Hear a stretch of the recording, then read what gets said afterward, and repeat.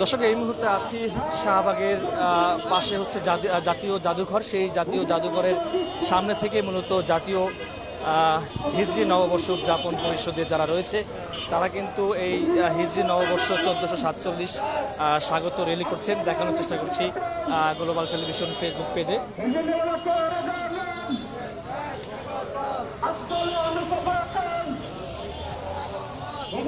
শান্তিপূর্ণভাবে কিন্তু মূলত এই স্বাগত র্যালি করছেন জাতীয় হিজরি নববর্ষ উদযাপন পরিষদে যারা রয়েছে, এবং তারা মূলত এই শাহবাগের জাতীয় জাদুঘরের সামনে থেকে মূলত এই স্বাগত র্যালিটি শুরু করেছেন, এবং এই র্যালিটি কেন্দ্রীয় শহীদ মিনারে ওখানে গিয়ে শেষ হবে এমনটি কিন্তু জানা গেছে।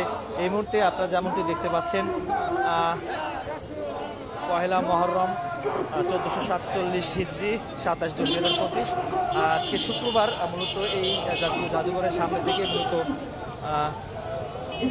1447 হিজরি স্বাগত র্যালি করছেন।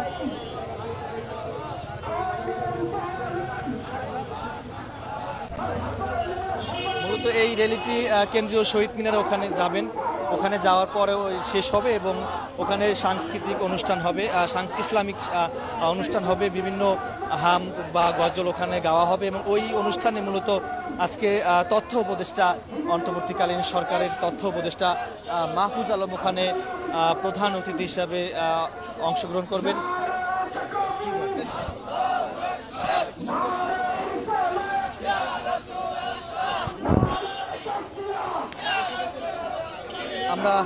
আমরা দেখতে পাচ্ছি হুজুর পাক সাল্লাল্লাহু আলাইহি ওয়াসাল্লামের নামে কিন্তু তারা আসলে স্লোগান দিচ্ছে, এবং হুজুর পাক সাল্লাল্লাহু আলাইহি ওয়াসাল্লামের নামে তারা বা তাকে সালাম দিচ্ছেন।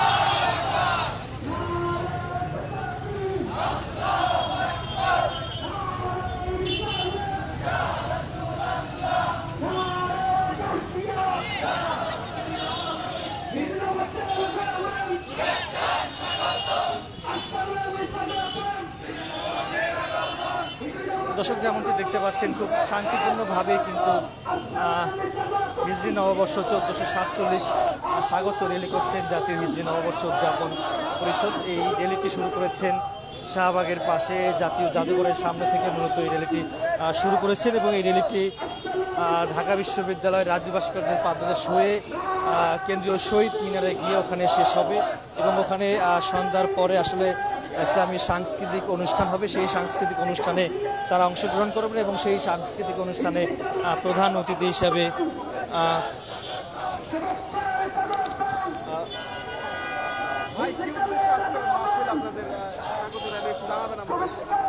আমাদের এবছর 1447 হিজরি উপলক্ষে আমাদের এই র্যালি কেন্দ্রীয় শহীদ মিনারে গিয়ে শেষ হবে। আর এছাড়াও আমাদের যে অনুষ্ঠানগুলো আছে তার মধ্যে মহরমের সংগ্রামী চেতনা প্রেক্ষিত বাংলাদেশ শিরোনামে আমাদের আলোচনা অনুষ্ঠান কেন্দ্রীয় শহীদ মিনার অনুষ্ঠিত হবে। এছাড়াও দেশের বরেণ্য ইসলামী সাংস্কৃতিক ব্যক্তিত্বদের অংশগ্রহণে সাংস্কৃতিক পরিবেশনা আছে, এমনকি ইসলামিক হেরিটেজ এক্সপো অর্থাৎ সেই সুলতানি মোগল এমনকি উপনিবেশ আমলে যে ইসলামী স্থাপত্যের যে ক্রমবিকাশ হয়েছে সেই সম্পর্কে আমরা তুলে ধরার জন্য বাংলাদেশের প্রাচীন ঐতিহ্যবাহী মসজিদগুলোকে আমরা তুলে নিয়ে এসেছি, সেটা নিয়ে একটি প্রদর্শনী হচ্ছে। এমনকি আমাদের এই আলোচনায় দেশের বর্ণ বিভিন্ন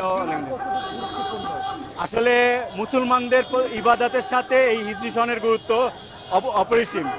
হযরত আদম আলাইহিস সালামের সময় থেকেই চাঁদ দেখে মুসলমানদের ধর্মীয় ইবাদত বন্দিগির সময় নির্ধারণ করা হয়। তার ধারাবাহিকতায় এই হিজরি সন সম্পর্কে জানা মুসলমানদের জন্য ফরজে কেফায়া। এটাকে অবশ্যই জানতে হবে, কারণ আপনারা জানেন ফরজ রোজার মতো বিষয়টাও চাঁদের সাথে সম্পর্কিত, এমনকি হজের মতো গুরুত্বপূর্ণ ইবাদতটাও চাঁদের সাথে সম্পর্কিত। এমনকি প্রতি আরবি মাসে আইএমএ বীজের 3টি দিন গুরুত্বপূর্ণ বলা হয়েছে, সেগুলোও এমনকি অন্যান্য ইবাদতবন্দি যা আছে শবে বদর, শবে কদর সহ অন্যান্য সব ইবাদত এই চাঁদের সাথে সম্পর্কিত। সেজন্য বাংলাদেশের মুসলমানদেরকে এই চাঁদ সম্পর্কে জানা অত্যন্ত জরুরি। সেই জন্য আমরা এখানে দাওয়াত করেছি অন্তর্বর্তীকালীন সরকারের তথ্য উপদেষ্টা মাহফুজ আলম সাহেব। তিনি যে কোনো একটা সময় বলেছেন অনুষ্ঠানে উপস্থিত হবেন। অনুষ্ঠানে সভাপতিত্ব করছেন মুশরিকুল্লাহ দরবার শরীফ এপি সাহেব, শাহ হাসানুজ্জামান মাদাজুল আলী, থাকছেন উপাধ্যক্ষ শাইখুল হাদিস আবুল কাশেম। দর্শক, যেমনটি দেখতে পাচ্ছেন এই মুহূর্তে জাতীয় হিজরি নববর্ষ উদযাপন পরিষদের একটি র্যালি হিজরি নববর্ষ 1447-কে স্বাগত র্যালি করছেন, এবং এই র্যালিটি আমরা যতটুকু জানতে পেরেছি তারা মূলত কেন্দ্রীয় শহীদ মিনারে ওখানে যাবেন, ওখানে গিয়ে মূলত শেষ হবে, এবং শেষ হওয়ার পর ওখানে বিভিন্ন ইসলামিক সাংস্কৃতিক অনুষ্ঠান হবে, এবং সেই সাংস্কৃতিক অনুষ্ঠানে প্রধান অতিথি হিসাবে উপস্থিত থাকবেন অন্তর্বর্তীকালীন সরকারের তথ্য উপদেষ্টা মাহফুজ আলম।